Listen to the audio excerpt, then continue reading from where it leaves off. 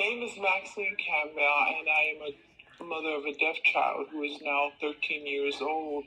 And I just wanted to share some of the experiences that I've had since having a deaf child and realizing that I had to learn a whole new way of helping to educate my child and have her going through the educational process.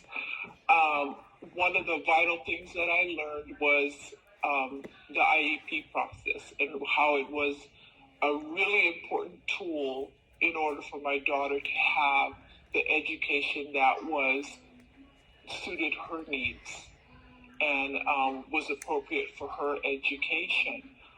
I was fortunate that while back in Hawaii, there was a program that went around and taught parents the laws to protect your child's education, and I took advantage of those. It was called AWARE. It was an agency that just went around the country and to help educate parents and to become advocates for your child. It was a fortunate thing for me. And I remember after learning about the laws to protect my daughter's education and everything, and I remember when I went on her first IEP meeting, a woman who was a deaf infant specialist asked me if I needed anyone to be there to support her, but I was confident after learning what I did through that AWARE program that I would be able to do it on my own. But she kind of really wanted to be there because she wanted to know if the IEP was going to be appropriate. So I told her, okay, well, fine, you can come as long as you behave. And so here we were on the IEP meeting, and at the end of the meeting, she herself was totally impressed by the way the IEP went about. And so my daughter since then had been in Hawaii. There wasn't too much choices in placement. So she was in a public school in a special day class with about 8 deaf and hard of hearing children, different ages, different grade levels and stuff. So by the time she was going into 3rd grade, I was seriously thinking what to do about her education, because now she was gonna be overwhelmed with information. So after friends had informed me about San Diego and what a large deaf community San Diego had, we decided to move here. And since then, it's been wonderful. And my daughter's thriving, and she's actually academically pretty successful. She just the report card she just received, she got a 3.75 GPA, which I feel that the educational process, her IEP goals and everything have really met her needs, and that it was realistic goals for her. So today my daughter is a success story, but let me tell you what it was like in the beginning when I first learned that she was deaf. Of course, when she was months old, her pediatrician didn't believe me, that she could possibly have a hearing problem. And I kept talking and talking to professionals until she was referred to a pediatric neurologist for possible cerebral palsy.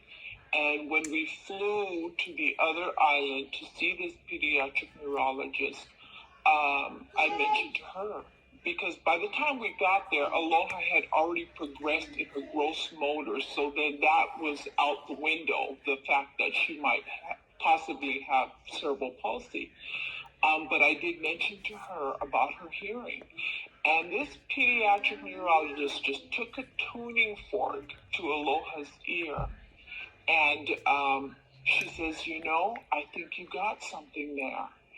So she suggested that when I go back to the big island of Hawaii, to go to Easter Seals and tell Easter Seals I want a bear test done. From that moment on, Aloha was diagnosed severe to profound hearing loss. And I remember the day when when I went out to audiology for them to tell me the results of her test. My care coordinator from Easter Seals went along with me, and the audiologist said, Maxine, your daughter is severe to profound deaf. And I turned to my Easter Seals care coordinator and I said, well, how do I communicate with her? I have to communicate with her. How do I teach her anything if I can't communicate with her? And my Easter Seals care coordinator said, well, Maxine, there's sign language classes at the high school. Later, I said, well, later, sign go. me up. I don't have time to waste here because every moment that I'm not communicating with her, it's every moment that she is not learning. So it was just about when Aloha turned a year old, and so there we started with the sign language, and it was kind of, it was awkward for me. I was 39 years old, having to learn a whole nother language, have already raised 2 boys, and here I am raising a deaf child. I've never met a deaf person in my life. And here I gave birth to one, and I realized that I had to learn how to be a mother to her. I had to learn how to communicate with her. I had to learn a whole other way of educating my daughter. So the sign language took off. And it was struggles. There were struggles. I really didn't have time to waste. I was just constantly on the go. So naturally, because I felt I didn't have time to waste, I didn't have time to feel guilty or to feel bad or anything because she's my daughter. And how could I not want to learn to communicate with my own child? Of course, the family back in Hawaii went through the grieving process. Her dad's side of the family. It was hard for them to accept the fact that they had a family member who was not perfect, who was not hearing. And so I remember her dad's brother sitting the whole family down and saying, Aloha's reflection of her deafness is going to reflect our attitude towards her deafness.